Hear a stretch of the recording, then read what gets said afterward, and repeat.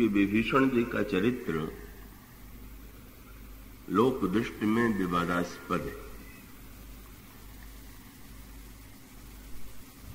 बहिरंग दृष्टि से देखने वालों को ऐसा लगता है कि लंका के विरुद्ध लंका का परित्याग करके विभीषण ने देशद्रोह का कार्य किया, रावण का परित्याग करके उन्होंने भ्रातृद्रोह का कार्य किया। किंतु श्री रामचरितमानस में विभीषण को जिस रूप में प्रस्तुत किया गया है वह बड़ा ही दार्शनिक और मानवीय जीवन के संदर्भ में बड़ा ही उपयोगी। तो आइए उस शरणागति के स्वरूप पर हम विचार करें। गोस्वामी जी ये कहते हैं कि विभीषण तो जो जीव है, त्रेता युग के इतिहास में विभीषण का जन्म लंका में हुआ था या वो रावण के छोटे भाई थे, और आंतरिक जीवन में जीव जो है वही विभीषण, और एक आंतरिक द्वंद्व में विभीषण पड़े हुए, और जो समस्या विभीषण की है वही हम सबकी का। एक और विभीषण हरि मंदिर में पूजा करते हैं, वे भक्ति का वरदान बहुत थोड़ी अवस्था में ब्रह्मा और शंकर से मांग चुके हैं, किंतु वे रावण का परित्याग करने में सक्षम नहीं। कैसे यूं कह लें कि हम सबके जीवन में भी ये विरोधाभास विद्यमान। हम सब भी पूजा करते हैं, पाठ करते हैं, सत्कर्म करते हैं, पर रावण का परित्याग करने में हम सक्षम नहीं हो पाते।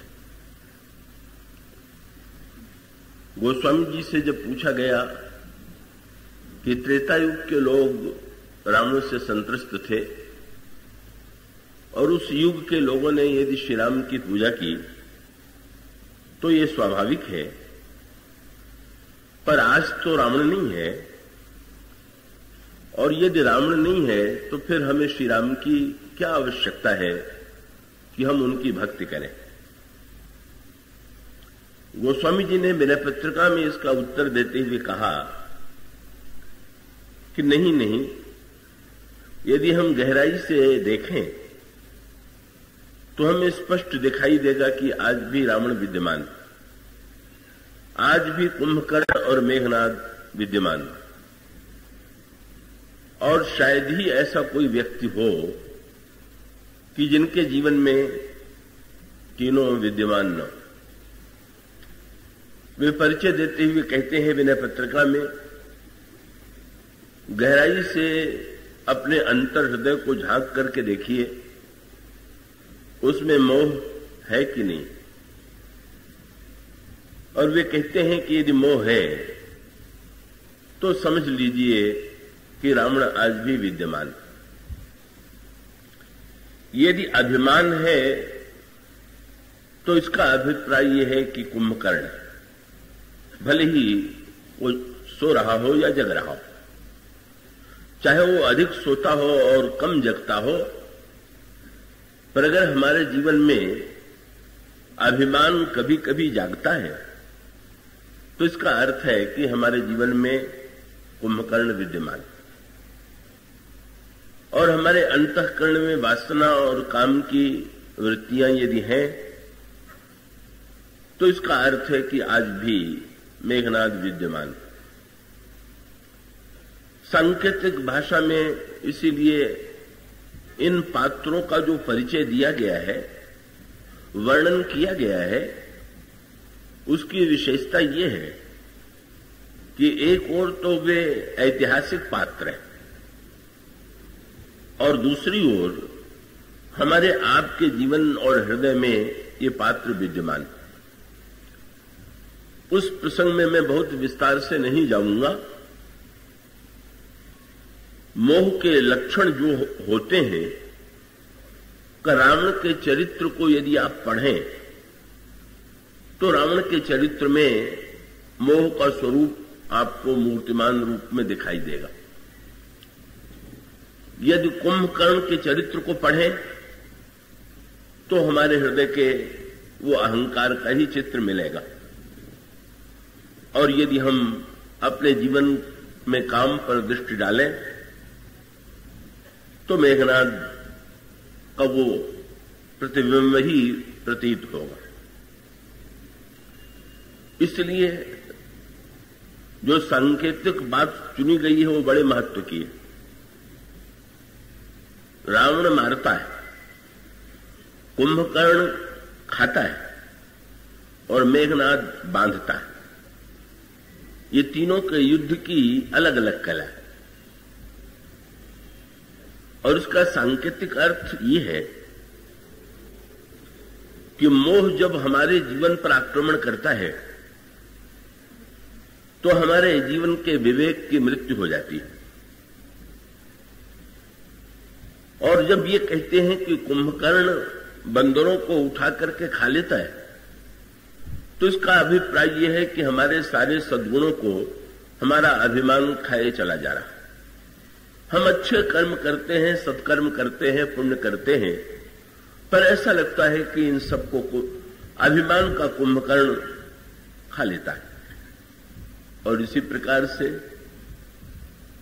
जब जीवन में काम की वृत्ति आती है, मेघनाद के संदर्भ में आपने सुना होगा, इंद्र को मेघनाद ने बांध लिया और ला करके रावण के चरणों में डाल दिया।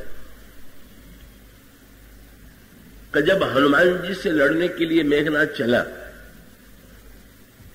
तो भी रावण ने उससे यही प्रस्ताव किया कि मारे सी जन सुत बांधे सिताई, तुम मारना मत, उसे बांध के लाना। तो ये जीवन का भी सत्य है। काम हमें राग और वासना के बंधन में बांधता।